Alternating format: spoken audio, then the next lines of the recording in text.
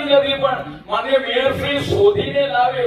આ પહેલી મહાનગરપાલિકા છે કે જે ટ્રેકર 11 કિલોમીટરનો જ્યારે રિવરફ્રન્ટ છે અને આટલી વોટર બોડી છે, એટલે ફાયર વિભાગ માટે સતત ટેન્ડરિંગની પ્રક્રિયા એ સતત ચાલુ છે.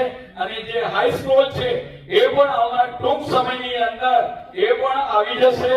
એ પણ આપણે વાત કરીએ કે માન્ય નેતાશ્રી એ પણ સમય નહીં લાગે. એનું વર્ક ઓર્ડર, બજેટ બોર્ડ આ બધું જ એનું પડી ગયું છે.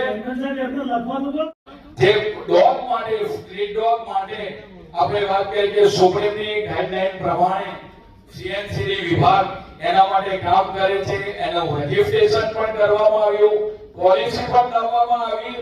અને પહેલા આપણે વાત કરીએ કે સીએચસી ઉપર આપણે વાત કરીએ કે જો કોઈને કોતરો કરે તો રસી આપવામાં આવતી હતી.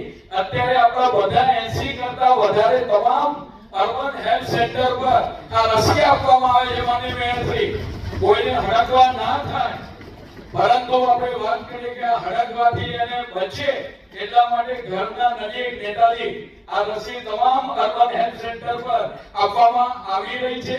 અને જે લોકો